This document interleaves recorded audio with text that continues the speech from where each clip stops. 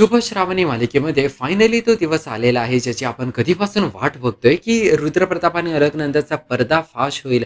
Finally विश्वंभरला सगळं समजेल की ती अलकनंदा त्याची स्वतःची नंदा का आतापर्यंत त्याच्या विरोधात कटकारस्थानं करते आणि ज्या रुद्रप्रताप सोबत श्रावणीचं लग्न लावण्यात आलं होतं तो किती मोठा गुन्हेगार आहे. तर ह्या सगळ्या गोष्टी कशासमोर येतील याबद्दल आपण आज चर्चा करणार आहोत.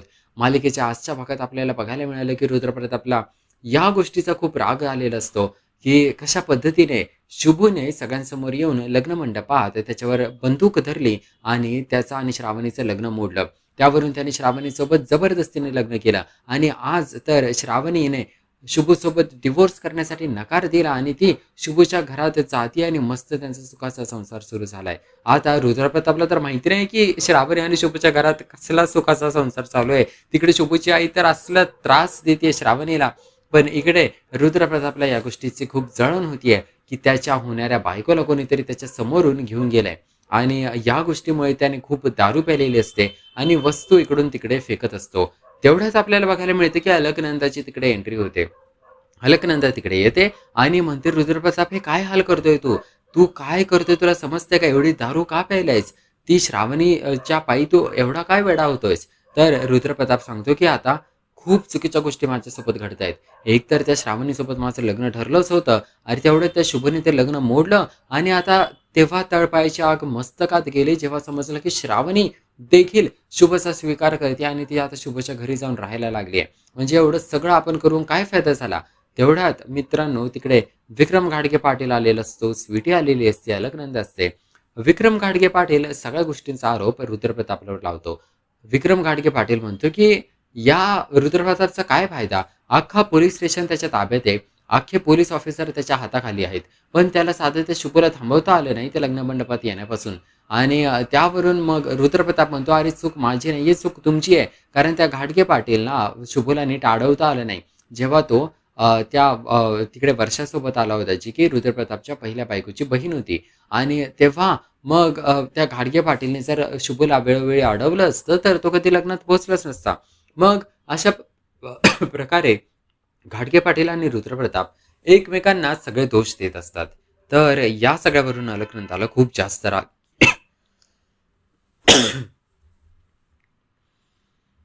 तर अशा पद्धतीने घाडगे पाटील आणि रुद्रप्रताप एकमेकांना दोष देत असतात आणि यावरून मग अलकनंदाला खूप राग येतो. दोघे एकमेकांना दोष देत आहे, पण आपण तर सगळ्या हारलोय ना. आपल्या चौघांची काय इच्छा आहे? शुभ श्रावणीने एकमेकांपासून लांब व्हावं. तर आपल्याला तेच सगळ्यात आधी घडवून आणायचं आहे. स्वीटी बोलते की आपल्या चौघांची इच्छा एकच आहे आणि आपण चौघांनी एकजुटीने मिळून शुभ आणि श्रावणीला एकमेकांपासून लांब केलं पाहिजे.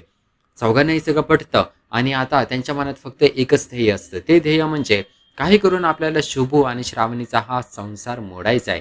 कारण यांचं समाजासमोर लग्न झालंय, कायदेशीर लग्न झालंय आणि आता या दोघांचं लग्न मोडायला आपल्याला काहीतरी करावं लागेल. या दोघांचा संसार मोडला, एकमेकांपासून ते वेगळे झाले, मग आपल्याला काहीतरी यामध्ये खेळ खेळता येईल. कारण झालंय असं की शुभूच्या नावावर ना भरपूर प्रॉपर्टी झाली आहे.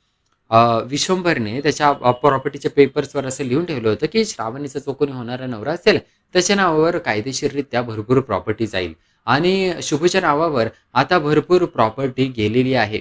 शुभला माहिती नाही की त्याच्या नावावर कायदेशीर एवढी प्रॉपर्टी आली आहे.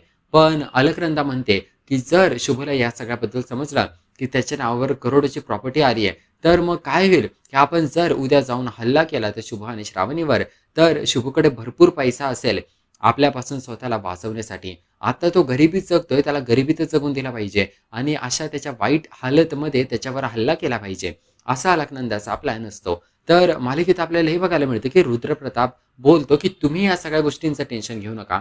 माझ्याकडे एक जबरदस्त प्लॅन आहे. मी बघतो यांचा दोघांचा संसार कसा मोडायचा.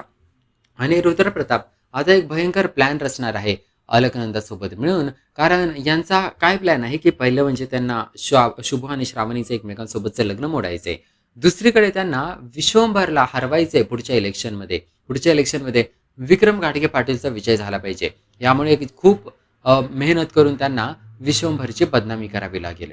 आणि या सगळ्यामध्ये अलकनंदाला देखील विश्वंभरच्या घरात राहून त्याचा केसाने गळा कापावा लागणार आहे. पण मित्रांनो, या सगळ्यामुळे काय होईल माहिती का? की आतापर्यंत शुभने अनेकदा प्रयत्न केला अलकनंदाचा पर्दाफाश करण्याचा. श्रावणीने प्रयत्न केला रुद्रप्रताप आणि अलकनंदाचा पर्दाफाश करण्याचा, पण यामध्ये ते अयशस्वी ठरले. पण आता जेव्हा रुद्रप्रताप आणि अलकनंदा अजून कट कारस्थानं रचतील विश्वंभरच्या विरोधात, त्याला लक्षात येईल की आता माझ्या घरात ना शुभ राहिला आहे, ना श्रावणी राहिली आहे, पण अजूनही माझ्या विरोधात कटकारस्थानं होत आहेत, माझ्यावर हल्ले होत आहेत, माझ्यावरती अशा चुकीच्या गोष्टी होत आहेत. याचा अर्थ की आपल्या घरात अजूनही तो चोर आहे, ज्या चोराने आतापर्यंत सगळ्या गोष्टी घडवून आणल्या आहेत. आणि आज ना उद्या आपल्याला बघायला मिळेल कशा पद्धतीने अलकनंदा आणि रुद्रप्रतापचा पर्दाफाश होईलच. आणि हे सगळं कसं घडून येते हे बघणं फार इंटरेस्टिंग ठरणार आहे. दुसरीकडे आपल्याला बघायला मिळते की श्रावणी आणि शुभू, आता श्रावणी तिच्या सासरी राहतीये, तिला तिकडे खूप त्रास दिला जातोय. आजच्या दिवसात शुभच्या आईने बहिणीने मिळून चांगला स्वयंपाक केलेला असतो, पण श्रावणीने एक मस्त गोड शिरा बनवलेला असतो. त्या शिरामुळे जेवणाला एक वेगळी चव आलेली असते. आणि यामुळे शुभूचे वडील श्रावणीचं भरपूर कौतुक करतात की वा सुनबाई, मस्त शिरा बनवलाय तू, तुझ्यामुळे आजच्या जेवणाला फार छान चव आली आहे. श्रावणी खुश होते. पण त्यावेळेस मग शोभा म्हणजे शुभूची बहीण परत किरकिर करायला लागते. ती म्हणते की रोज आम्ही जेवण बनवतो घरासाठी, तर त्यावेळेस आमचं कोणी कौतुक नाही करत.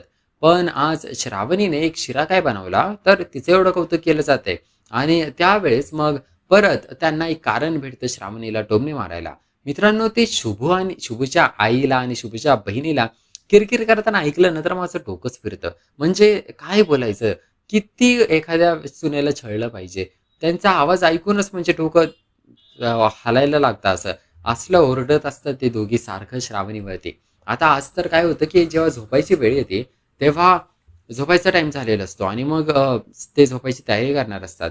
आतल्या खोलीमध्ये ते श्रावणी आणि शुभला झोपून देत नाही. आता शुभ श्रावणीचं नवीन लग्न झालंय. त्यांना आतल्या खोलीत झोपून दिलं पाहिजे. त्यांची 2 रूमचे तर घर असतं त्यांचं.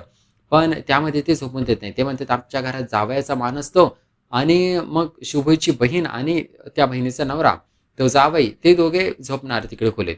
हे सगळं शुभच्या वडिलांना पटत नाही. पण शुभची आई या सगळ्याला सरळ विरोध करते आणि म्हणते आमचा जावईच झोपणार आहे आतल्या खोलीत आणि श्रावणीने घरात नाही झोपायचं, घराच्या बाहेर झोपायचं, असं ती ठरवते.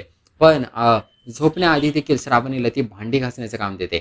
जेवढं त्यांचं जेवण झालंय, जेवण बनवण्यासाठीची भांडी वापरली, ताटं वापरली जेवण खाण्यासाठी, हे सगळे तिला घासायला सांगते भांडे आणि धुवून टाकायला सांगते. आणि श्रावणी जेव्हा ते भांडी धुवायला जाते, तेव्हा तिला एका पातेल्यात पाणी दिलं जातं. शुभची आई बोलते, "या एका पातेल्यात जेवढं पाणी आहे ना, तेवढंच पाणी यूज करायचं आहे भांडी घासण्यासाठी. कारण दिवसातून एकच टाईम आमच्या इकडं पाणी येतं आणि ते पाणी जपून वापरायचं." असं शुभची आई श्रावणीला बोलते. आणि या सगळ्यामुळे बिचारी श्रावणी फक्त सहन करते आणि बिचारी कशीबशी ते भांडं धुत असते. म्हणजे एवढी मोठी श्रीमंताची मंत्र्याची पोरगी आज भांडी धुतीये. पण एवढंच तिच्यासोबत होत नाही. त्यावरून तिला अजून त्रास देण्यासाठी असं बोललं जातं, की श्रावणीने या घराबाहेर झोपायचं. त्यावेळेस शुभू बोलतो, "जर श्रावणी घराबाहेर झोपणार आहे, तर मी पण घराबाहेर झोपणार आहे." पण श्रावणी ऐकत नाही. श्रावणीला हे सगळं सहन करायचं असतं एकटीलाच. त्यामुळे ती शुभूला आतच झोपायला सांगते आणि एकटीच बाहेर झोपते. आता श्रावणी लिटरली त्या बाहेर झोपलेली असते ती. घराच्या बाहेर तिकडे त्यांच्या पटांगणात झोपलेली असते आणि त्यावेळेस मग श्रावणीला झोप लागत नसते. तिची मान अवघडलेली असते. कारण तिला उशीची सवय असते. मग ती आत जाते आणि शुभला उशी मागते. तर शुभची आई तेवढ्यात उठते आणि म्हणते, "उशी-बिशी मिळणार नाही. तू गरिबाच्या घरात राहतीये. त्या अमिरांचे चोचले तुला इकडे भेटणार नाहीये. तुला तसंच झोपायला लागेल." आणि मग बिचारी श्रावणी बाहेर एकटीच झोपते आणि बिचारीला झोपच लागत नसते. मध्यरात्री आपल्याला बघायला मिळतं, की अचानक एक माणूस तिकडे येतो आणि तो माणूस श्रावणीकडे जात असतो रात्रीच्या टाईमला आणि तो उशी घेऊन गेलेला असतो आणि तेव्हा श्रावणीवरती बघते आणि जोरात ओरडते आणि नंतर कळतं, अरे हा तर शुभ आहे. शुभ आलाय मध्यरात्री उशी घेऊन आणि तो म्हणतो, "माझी आई झोपलेली आहे, आता पटकन ही उशी घे." आणि श्रावणी मग ती उशी घेते आणि खूप खुश होते. त्यानंतर शुभ बोलतो, "आता मी कुठेही जाणार नाही तुला सोडून, मी इकडेच तुझ्यासोबत झोपणार आहे बाहेर." तर श्रावणी बोलते, "नाही, नाही शुभ, असं नको करू." आणि आई रागवतील. तर मग शुभ बोलतो, "अरे आई झोपली आपली, आई गाढ झोपली आहे. आता आपण दोघी झोपूयात मस्त इकडे बाहेर." आणि अशा पद्धतीने शुभू श्रावणीची काळजी घेतो. म्हणजे त्याच्या परीने तो जेवढं करू शकतो तेवढं तो करतोय. आता या सगळ्यामध्ये ही शुभ आणि श्रावणीची पहिली रात्र असते आणि त्यावेळेस मग श्रावणी शुभला एक वचन मागते. श्रावणीने शुभला असं वचन मागितलंय, की "हे बघ, मला तुझ्याकडून एक वचन हवं आहे. ते वचन म्हणजे की आपण दोघांनीही प्रयत्न करायचा, आपल्या दोन्ही घरांना पुन्हा एकत्र आणण्याचा आणि जोपर्यंत हे होत नाही, तोपर्यंत आपण दोघे एकमेकांचे नवरा-बायको नाही. तोपर्यंत आपण एकमेकांसोबत फक्त एक मित्र-मैत्रीणसारखं राहायचं आणि हे शुभला देखील पटतं. शुभची देखील इच्छा असते की दोन्ही घरांनी एकत्र यावं आणि त्यासाठी आपण प्रयत्न करावेत. तर आता आपल्याला मालिकेत बघायला मिळणार आहे एका बाजूला शुभ आणि श्रावणी मिळून प्रयत्न करणार आहेत या दोन्ही घरांना एकत्र आणायला. तर दुसरीकडे अलकनंदा आणि रुद्रप्रताप प्रयत्न करणारे विश्वंभरला पुढच्या इलेक्शनमध्ये पाडायला आणि या सगळ्यामध्ये अलकनंदा आणि रुद्रप्रतापचा कसा पर्दाफाश होतोय हे बघणं खूप इंटरेस्टिंग ठरणार आहे. या सगळ्यावर तुमचे काय मत आहे नक्की मला कमेंट करून सांगा या व्हिडिओ खाली. मी तुमचा मन्या भाऊ तुमच्यासाठी असेच रेग्युलर मालिकांचे अपडेट्स घेऊन येत असतो. त्यासाठी आपल्या यूट्यूब चॅनलला लगेच सबस्क्राईब करा. आपण भेटूया याच मालिकेच्या पुढील भागात. पाहूया मालिकेत नवनवीन अजून काय काय घडतंय ते.